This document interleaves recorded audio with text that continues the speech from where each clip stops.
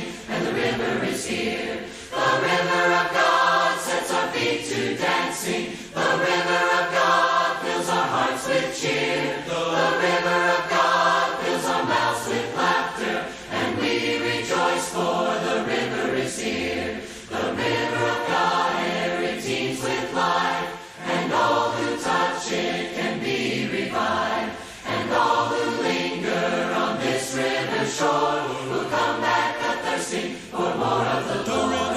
The river of God sets our feet to dancing. The river of God fills our hearts with cheer. The river of God fills our mouths with laughter, and we rejoice for the river is here. Up to the mountain we love to go, to find the presence of the Lord. Along the banks of the river we run, with dancing and laughter, giving praise to the Son.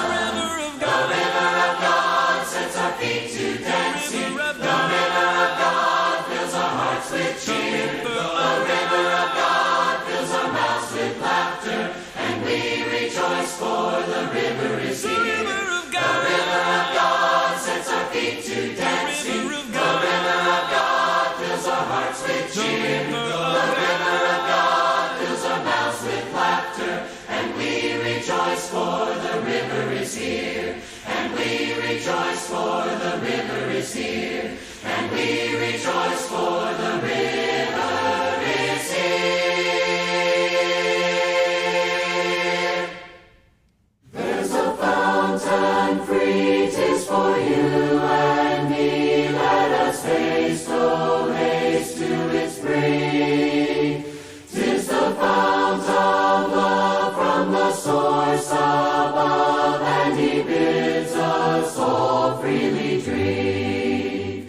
Will you come? Will you come to the fountain free? Will you come? Will you come? 'Tis for you and me. Thirsty soul, hear the welcome call. 'Tis a fountain open for all. There's a living stream with a crystal gleam. From the throne of life now it flows. While the waters roll, let the weary soul hear the call that forth freely goes. Will you come? Will you come to the fountain free? Will you come? Will you come? 'Tis for you and me. Thirsty soul, hear the welcome call. 'Tis a fountain open for all. 'Tis a fountain open for all.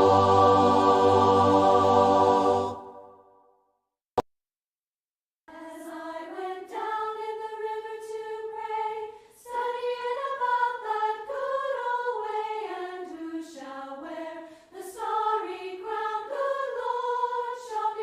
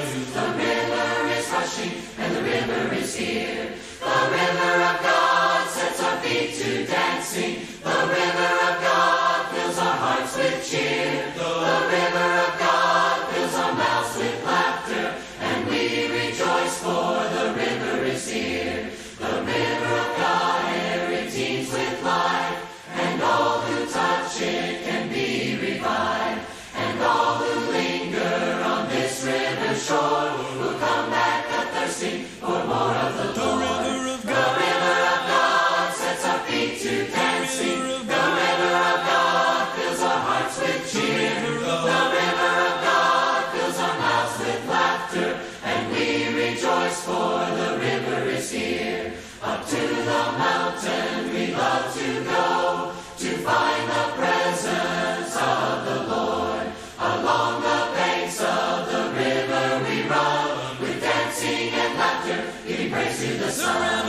The river of God sets our feet to dancing. The river of God fills our hearts with cheer. The river of God fills our mouths with laughter, and we rejoice for the river is here. The river of God sets our feet to dancing. The river of God fills our hearts with cheer. The river of God fills our mouths with laughter, and we rejoice for the river is here.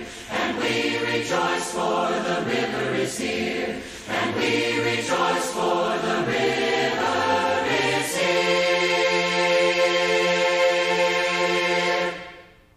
There's a fountain free, 'tis for you and me. Let us haste, oh haste to its spring.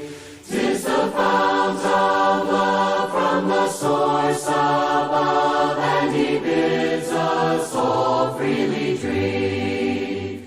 Will you come? Will you come to the fountain free? Will you come? Will you come? 'Tis for you and me. Thirsty soul, hear the welcome call. 'Tis a fountain open for all. There's a living stream with a crystal gleam from the throne of life. Now it flows, while the waters roll. Let the weary soul hear the call that forth freely goes.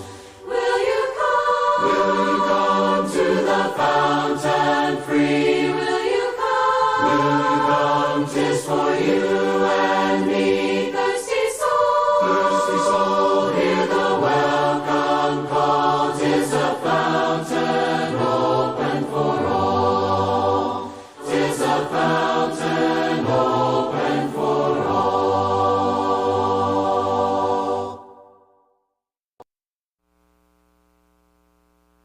Wondrous cross, on which the Prince of Glory died. My riches gain I count but loss, and pour contempt on all my pride. Forbid it, Lord, that I should boast, save in the death of Christ my God. All the vain things that charm me most, I sacrifice them to his blood. Hello, welcome to our Bible study. My name is Clint McElroy, and today we'll be in 2 Samuel chapter 19. There may be material of an adult nature in today's lesson, so please be advised before showing this to children. We will be meeting at 10 a.m., so please join us for that if you can. If you're sick in any way, please don't come to the auditorium, but instead stay home and enjoy the streaming service. We'll also be meeting at 9 a.m. for Bible classes. You're welcome to join us for those. And you're welcome to join us in the large auditorium at 9 a.m. to watch this class on the large screen if you care to. We want to make sure everyone's aware we have these English Standard Version Bibles from the World Bible School available. They're available to anyone who'd like to have one. If you'd care to have one, please contact our church office and we'll make arrangements to get you one. Our prayer list is quite long, so please refer to our bulletin for more information. We do want to keep in our prayers Linda and Doyle Garrett, Tammy Harwell, Brandy and Jeff Krim, Terry Cox, Sally Jo and Algie Burkeen, Alexander Weir, Aline Kelly, Donnie Glenn Dixon, my friend David Garza, And if you would also include in your prayers a friend of my son, Michael Burke, who I don't know the name of his friend, but he tells me that she is refusing treatment for cancer and will be suffering as a result of that. So please keep this person in your prayers, and all those who face the uncertainty of cancer treatment. I know that this must be a terrible burden. As is our custom, we want to remember the story of the two men on the road to Emmaus who were joined in the way by a third man. When they got to their destination, the third man revealed himself to have been the Christ and then immediately left their company. After he left their presence, they remembered that while he had been with them, there had been a burning in their hearts. It's this burning that they had in their hearts that we hope to kindle in our own hearts as we draw closer to the Lord through a study of His Word. We also want to remember the admonitions of Leviticus chapter 19, to be holy for the Lord our God is holy. We go to Scripture to find out what holiness is before the Lord, so we can understand how we should adjust our lives to accommodate that. We also want to remember the story of Rehoboam, Jeroboam, and the prophet that came to Jeroboam. While Rehoboam was king over all Israel for a short period, he listened to the advice of young advisors who misled him in the way to treat the people, and the people rebelled. And the northern tribes that were known as Israel separated themselves from the southern tribe known as Judah. And Rehoboam continued to lead Judah, but a man named Jeroboam came to lead the northern tribes. Jeroboam had been promised by God while Solomon was still alive that he would receive the kingdom, and so he fled and lived in exile until after Solomon's death.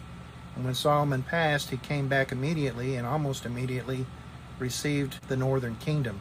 God had made a promise to him that if he led the way that David had led, he would receive the same blessings that David had received. But instead of doing that, he raised up high places in the mountains and set up idols that looked like calves before the people, and told the people that these were the gods that had led their families out of Egypt. And he set up a false priesthood to service worship of God in the mountains there. And this lived as a reminder of the disobedience of not just Jeroboam, but the people against the Lord from that time until the time of Christ.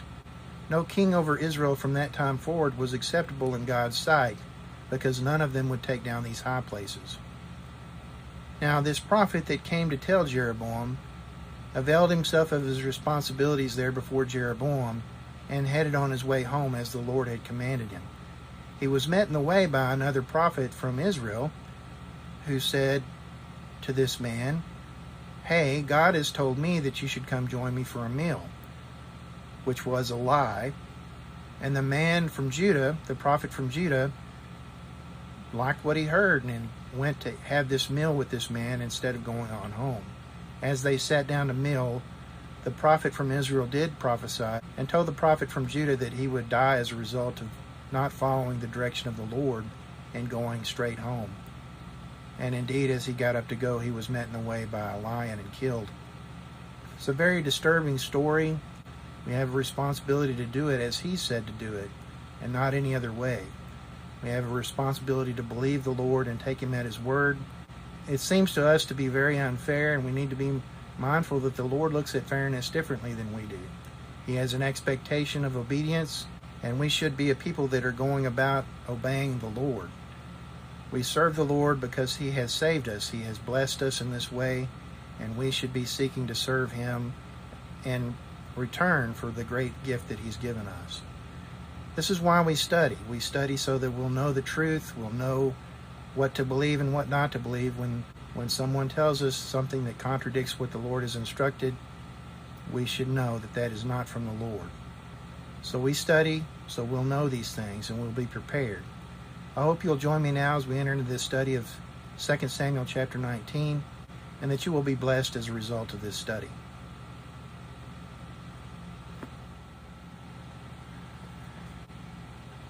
Second Samuel chapter 19 from the English Standard Version. It was told Joab, "Behold, the king is weeping and mourning for Absalom." So the victory that day was turned into mourning for all the people. For the people heard that day, "The king is grieving for his son." Verse 3. And the people stole into the city that day, as people steal in who are ashamed when they flee in battle. The king covered his face And the king cried with a loud voice, O my son Absalom, O Absalom, my son, my son. Verse 5. Then Joab came into the house to the king and said, You have today covered with shame the faces of all your servants, who have this day saved your life, and the lives of your sons and your daughters, and the lives of your wives and your concubines, because you love those who hate you, and you hate those who love you. For you have made it clear today that commanders and servants are nothing to you. For today I know that if Absalom were alive, and all of us were dead today, then you would be pleased. Verse 7. Now therefore arise, go out and speak kindly to your servants. For I swear by the Lord, if you do not go, not a man will stay with you this night. And this will be worse for you than all the evil that has come upon you from your youth until now. Then the king arose and took his seat in the gate. And the people were all told, Behold, the king is sitting in the gate. And all the people came before the king. Now Israel had fled, every man to his own home. And all the people were arguing throughout all the tribes of Israel, saying, The king delivered us from the hand of our enemies, and saved us from the hand of the Philistines. And now he has fled out of the land from Absalom. But Absalom, whom we anointed over us, is dead in battle. Now therefore, why do you say nothing about bringing the king back? Verse 11. And King David sent this message to Zadok and Abiathar the priests. Say to the elders of Judah, Why should you be the last to bring the king back to his house, when the word of all Israel has come to the king? You are my brothers, you are my bone and my flesh. Why then should you be the last to bring back the king? Verse 13. And say to Amasa, Are you not my bone and my flesh? God do so to me, and more also, if you are not commander of my army from now on in place of Joab. And he swayed the heart of all the men of Judah as one man, so that they sent word to the king, Return both you and all your servants. So the king came back to the Jordan, and Judah came to Gilgal to meet the king and to bring the king over the Jordan. Verse 16. And Shimei the son of Gera, the Benjaminite, from Bahurim, hurried to come down with the men of Judah to meet King David, and with him were 1,000 men from Benjamin. And Ziba, the servant of the house of Saul, with his 15 sons and his 20 servants, rushed down to the Jordan before the king. And they crossed the ford to bring over the king's household, and to do his pleasure. And Shimei the son of Gera fell down before the king as he was about to cross the Jordan, and said to the king, Let not my lord hold me guilty, or remember how your servant did wrong on the day my lord the king left Jerusalem. Do not let the king take it to heart, for your servant knows that I have sinned. Therefore, behold, I have come this day, the first of all the house of Joseph, to come down to meet my lord the king. Abishai the son of Zeruiah answered, Shall not Shimei be put to death for this, because he cursed the Lord's anointed? Verse 22. But David said, What have I to do with you, you sons of Zeruiah, that you should this day be as an adversary to me? Shall anyone be put to death in Israel this day? For do I not know that I am this day king over Israel? And the king said to Shimei, You shall not die. And the king gave him his oath. Verse 24. And Mephibosheth the son of Saul came down to meet the king. He had neither taken care of his feet, nor trimmed his beard, nor washed his clothes, from the day the king departed until the day he came back in safety. And when he came to Jerusalem to meet the king said to him, Why did you not go with me, Mephibosheth? He answered, My lord, O king, my servant deceived me. For your servant said to him, I will saddle a donkey for myself, that I may ride on it and go with the king. For your servant is lame. And he slandered your servant to my lord the king. But my lord the king is like the angel of God. Do therefore what seems good to you. Verse 28. For all my father's house were but men doomed to death before my lord the king. But you set your servant among those who eat at your table. What further right have I, then, to cry to the king? And the king said to him, Why speak any more of your affairs? I have decided. You and Ziba shall divide the land. And Mephibosheth said to the king, Oh, let him take it all, since my lord the king has come safely home. Verse 31. Now Barzillai the Gileadite had come down from Rogelim, and he went on with the king to the Jordan, to escort him over the Jordan. Barzillai was a very aged man, 80 years old, He had provided the king with food while he stayed at Mahanaim, for he was a very wealthy man. Verse 33. And the king said to Barzillai, Come over with me, and I will provide for you with me in Jerusalem. But Barzillai said to the king, How many years have I still to live, that I should go up with the king to Jerusalem? I am this day 80 years old. Can I discern what is pleasant and what is not? Can your servant taste what he eats and what he drinks? Can I still listen to the voice of singing men and singing women? Why then should your servant be an added burden to my lord the king? Your servant will go a little way over the Jordan with the king. Why should the king repay me with such a reward? Verse 37. Please let your servant return, that I may die in my own city, near the grave of my father and my mother. But here is your servant Chimham. Let him go over with my lord the king, and do for him whatever seems good to you. And the king answered, Chimham shall go over with me, and I will do for him whatever seems good to you, and all that you desire of me I will do for you. Verse 39. Then all the people went over the Jordan, and the king went over, and the king kissed Barzillai, and blessed him, and he returned to his own home. The king went on to Gilgal, and Chimham went on with him. All the people of Judah, and also half the people of Israel, brought the king on his way. Verse 41.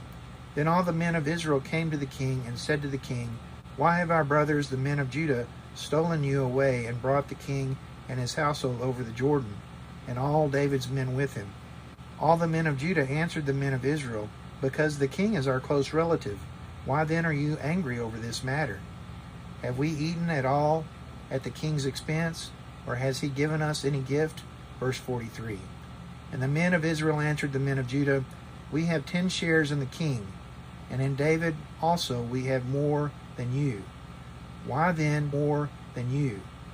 Why then did you despise us? Were we not the first to speak of bringing back our king?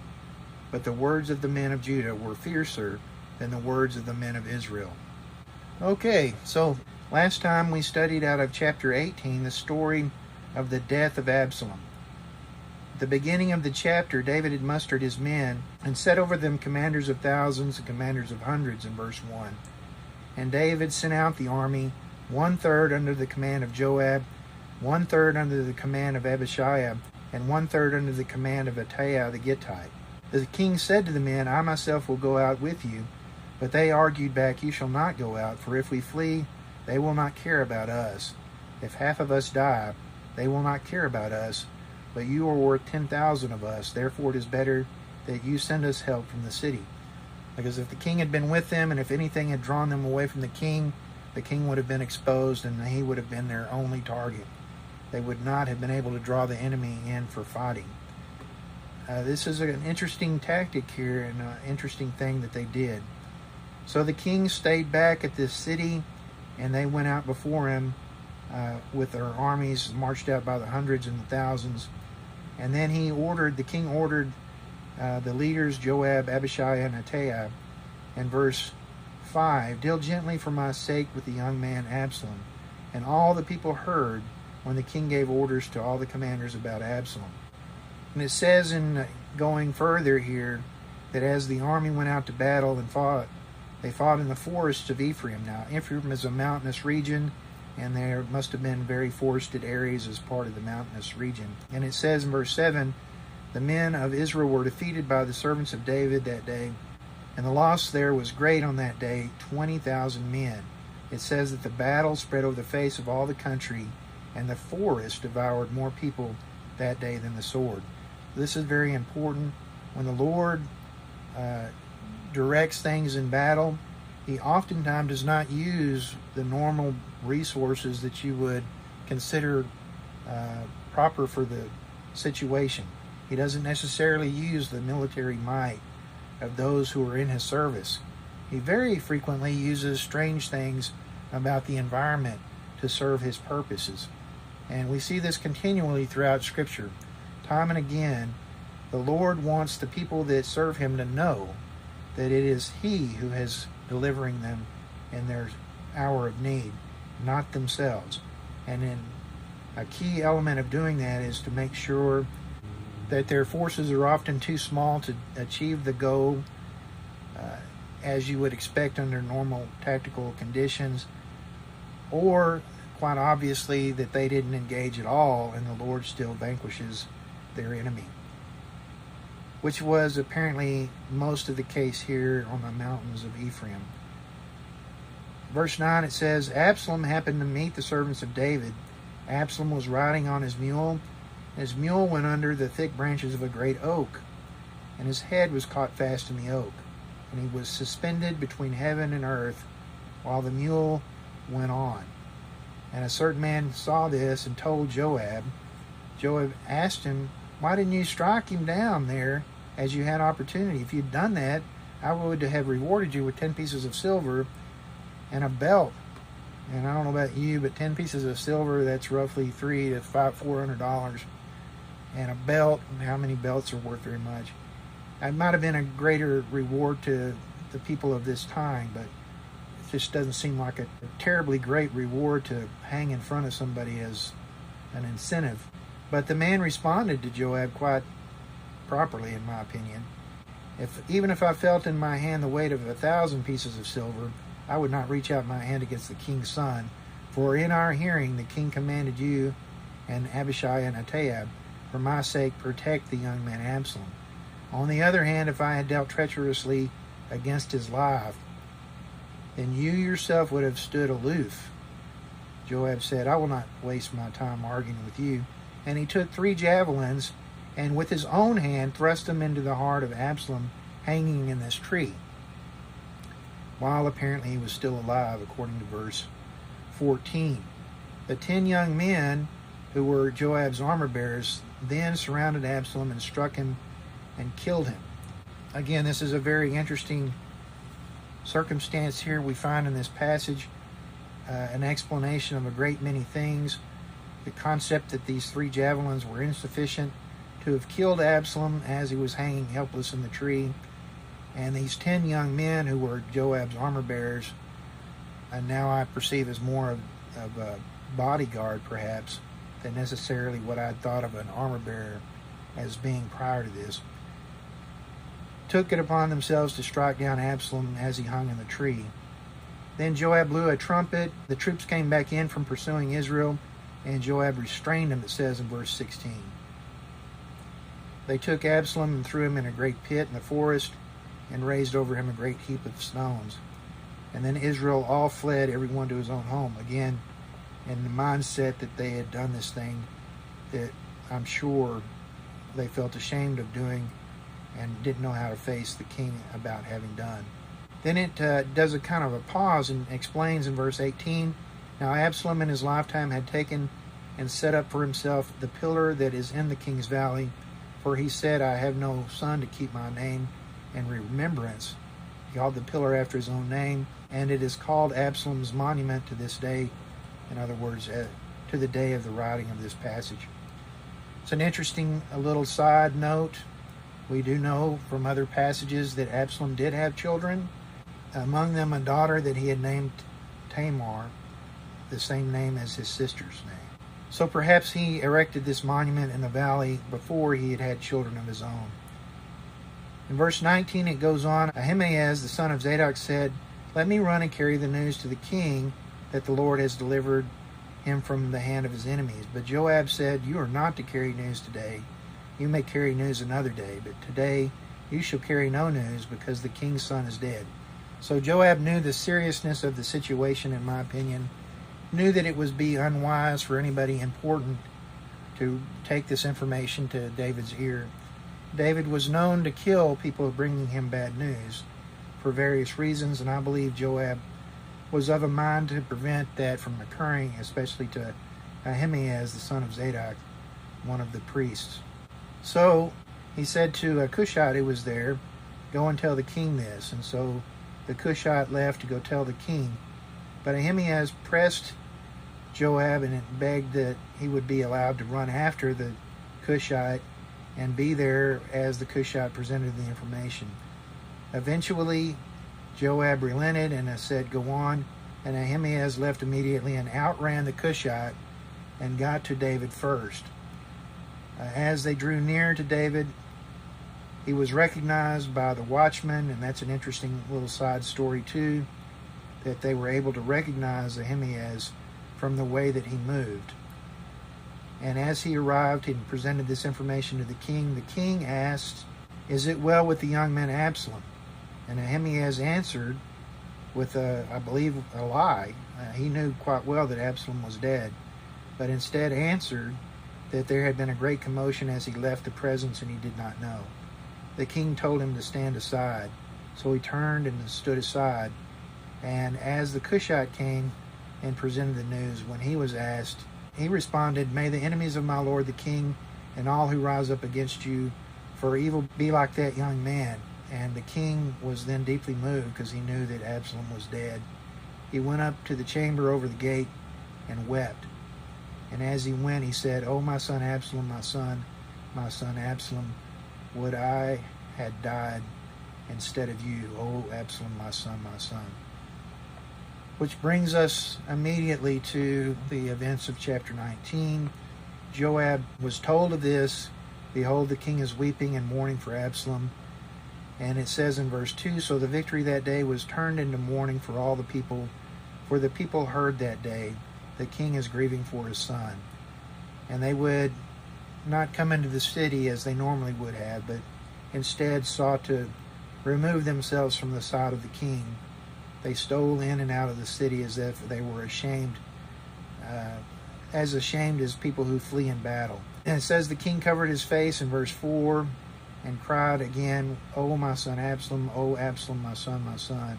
Then Joab came into the house of the king and said, "You have today covered with shame the faces of all your servants, who have this day saved your life, and the lives of your sons and your daughters, and the lives of your wives and your concubines, because you love those who hate you, and hate those who love you.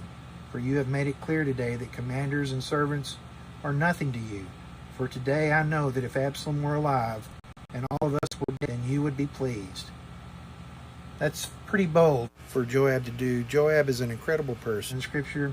He doesn't seem to get a lot of respect, at least verbally, from David, as time and again David chastises both he and Abishai. And this is an interesting thing. It's almost a funny thing that recurs throughout the stories of David in dealing with Joab and Abishai. But he always listened to Joab, and that's an interesting thing too. For all the things else that he seemed to disdain Joab for Joab continually went out before David and did things that were outrageous, and yet David left him in charge of his army because he was a skilled warrior. He always respected Joab's statement.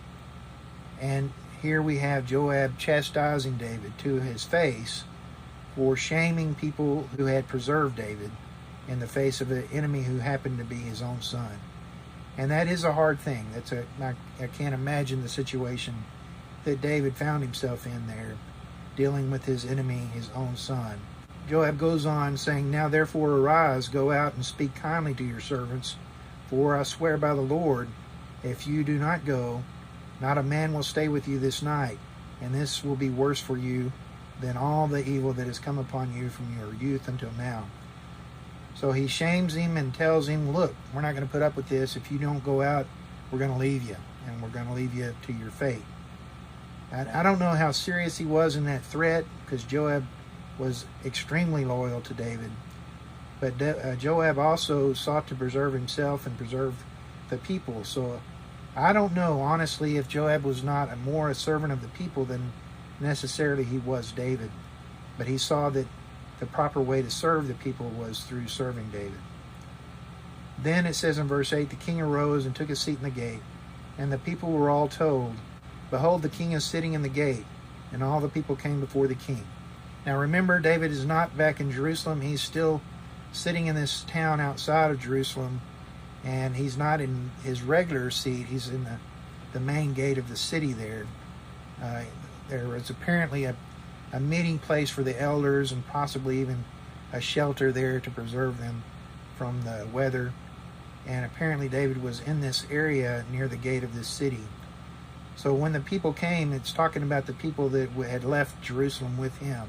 Now it goes on and says, "Now Israel had fled every man to his own home, the last part of verse 8. And all the people were arguing throughout all the tribes of Israel, saying, the king delivered us from the hand of our enemies and saved us from the hand of the Philistines. So they recognized what David had done for them, and now he has fled out of the land from Absalom. They also realized that the man that they had supported, Absalom, had chased David out of Jerusalem. Then in verse 10, but Absalom, whom we anointed over us, is dead in battle, and they recognized that failure. Now therefore, why do you say nothing about bringing the king back? So all the people of Israel, both Judah and Israel, recognized that it was beyond time for them to go and bring back David to his throne. And this is important to the last part of the chapter, because it is all the people of Israel, not just the people of Judah. So in verse 11, King David sent a message to Zadok and Abiathar the priests, saying to the elders of Judah, why should you be the last to bring the king back to his house when the word of all Israel has come to the king? So he was aware that all Israel had at least started questioning why they had not sought to bring David back to his throne. You are my brothers, you are my bone and my flesh. David is sending this message to the people of Judah, his own tribe. Why then should you be the last to bring back the king? And say to Amasa was the man that Absalom had set over the army instead of Joab, are you not my bone and my flesh? God do so to me, and more also, if you are not commander of my army from now on in place of Joab. And these words he swayed the heart of all the men of Judah as one man. So he had moved all of his brothers in Judah to come and set the king back in his place. So that they sent word to the king as one man, return both you and all your servants. So the king came back to the Jordan, and Judah came to Gilgal to meet the king and bring the king over the Jordan. So here they are, meeting at the Jordan River to bring the king back into his proper location, carry him on into the city of Jerusalem, and return him to the throne. Now it's at this place where on his exit he had met the man Shimei, the son of Gera, a Benjaminite, who had cursed David and all the people with him. And David had let him curse him, and insisted that they not raise their hands against the man as they were fleeing for their lives before Absalom. So here they meet him again, and in this case he'd hurried to come down to meet David with the men of Judah, and with him were 1,000 men of Benjamin, and Ziba the servant of the house of Saul with his 15 sons and 20 servants also rushed down to the Jordan before the king. They crossed over the ford to bring over the king's household and to do his pleasure in verse 18. And Shimei the son of Gera fell down before the king as he was about to cross the Jordan, and said to the king, let not my lord hold me guilty, or remember how your servant did wrong on the day my lord the king left Jerusalem. Do not let the king take it to heart, for your servant knows that I have sinned. Therefore, behold, I have come this day, the first of all the house of Joseph, to come down to meet my lord the king. Abishai, the son of Zeruiah, answered, shall not Shimei be put to death for this, because he cursed the Lord's anointed? But David said in verse 22, what have I to do with you, you sons of Zeruiah, that you should this day be as an adversary to me? Shall anyone be put to death in Israel this day? For do I not know that I am this day king over Israel? And the king said to Shimei, you shall not die. And the king gave him his oath. So this is a very interesting story. David was very forgiving. And this is, again, a very interesting character point about David. David would kill someone bringing him bad news, but he would strive in every way to protect his enemies and forgive those that he had vanquished, should they remain alive.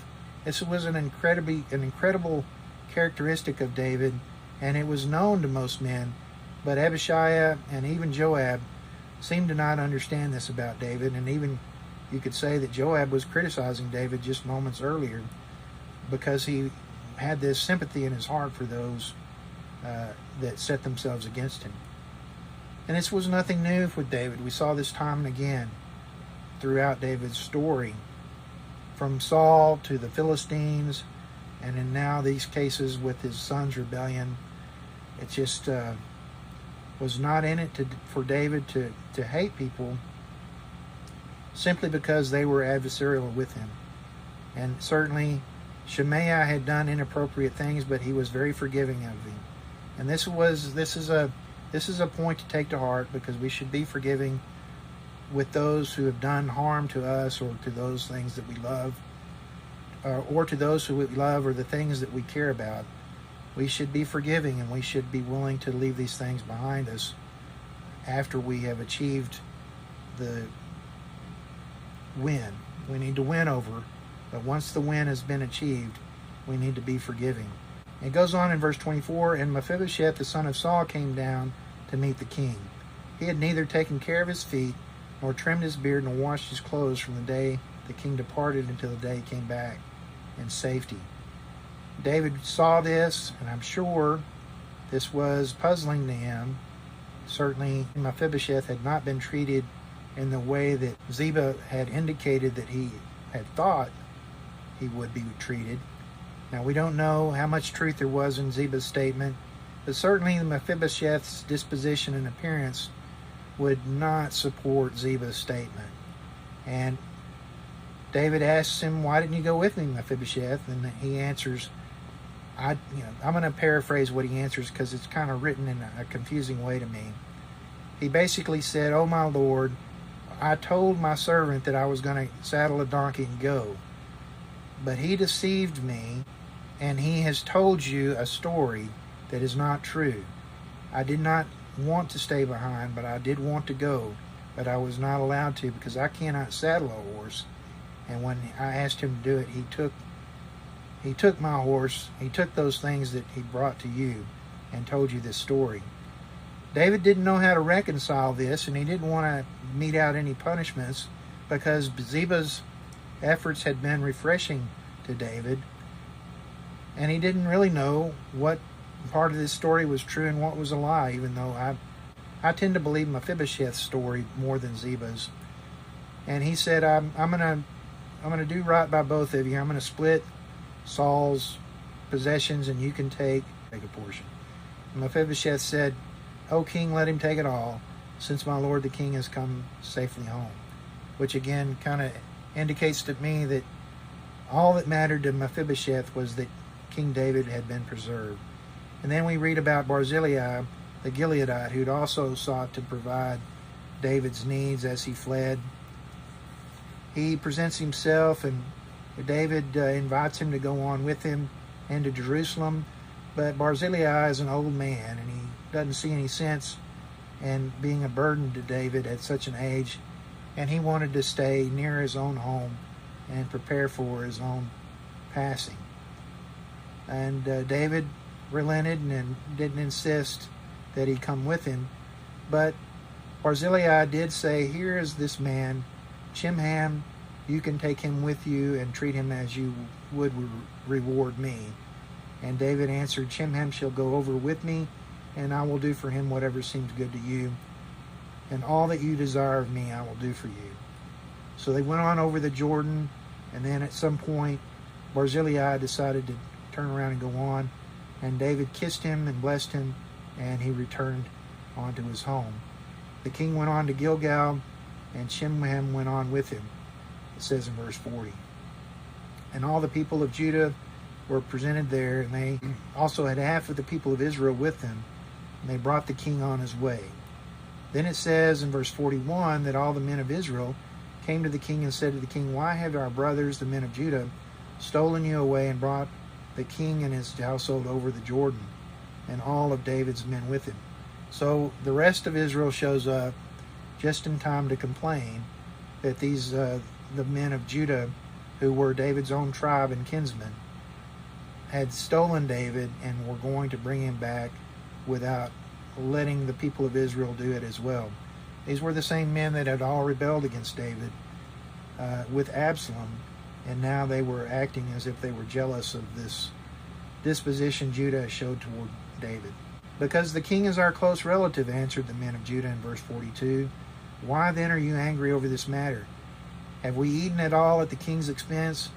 Or has he given us any gift? Meaning no. The answer was no.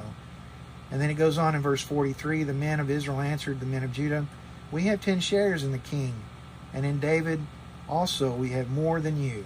So altogether this was true. There were 10 tribes of Israel and then the tribe of Judah. And then depending on how you're counting it, whether Benjamin was with Judah or whether they weren't counting the tribe of Levi. It's just a weird thing, or how the half tribes were counted. When Shemaiah refers to himself, he refers to himself as a member of the tribe of Joseph, even though he was clearly a Benjaminite. So, what did that mean? These tribal accountings are an interesting thing if you want to spend time doing it, but it is not straightforward, and it is very confusing to me anyway, trying to figure those things out. So anyway, it ends up at the last part here that they claimed that they had been the first ones to speak of bringing the king back, and in fact this was the case. That's what it was saying earlier. But it ends saying that the words of the men of Judah were fiercer than the words of the men of Israel. This is an interesting thing, how those who tend to be truly in the right are often fiercer in their defense of their positions than those that know that they are lying or misrepresenting the truth in some way about their claims. I wish that was 100% of the time, because it's not, and it's very difficult sometimes to discern the truth of a matter by the statements that men present to you. I hope you found a word of encouragement in today's lesson. It is a incredible story it's just an incredible story in so many ways. To be a passage that you don't really think about much, or even certainly not come back and read in reference of anything. It's a very telling story about David's mindset, his love for Absalom, even though Absalom had rebelled and threatened his life, his disposition toward the people, and understanding that while he was mourning his loss, the people were celebrating a victory, and rightfully so. And the necessity of those in leadership to sometimes set aside their personal interests to serve the people's needs. These are all things that are worthy of considerable examination and consideration. It's been an incredible week in our nation's history. Certainly a great many things that are of personal concern to me personally have been addressed this week in ways that I have to say I support. And I am very happy and pleased that the Lord has blessed our nation in this way. I know that this is not the end of the fight, and I know that it's not certainly a true resolution of the issues, but at least as far as civics goes, things make sense again to me. So I do have that appreciation. I also want to apologize. It's been several weeks since I've been able to make a recording. It's not because I didn't want to, it's because so many things have come up from this, that, or the other direction that I did not anticipate. Only once out of those weeks did I really just not do anything, because I was personally exhausted and tired and didn't want to do it. And I regret that, but sometimes that's the case. I hope you found a word of encouragement out of 2 Samuel 19, that you will benefit from that. We will be meeting today at 10 a.m., so please join us for that if you can. Hope to see you there. Again, if you're sick in any way, please don't come to the auditorium, but instead stay home and enjoy the streaming service. God bless. Have a great week.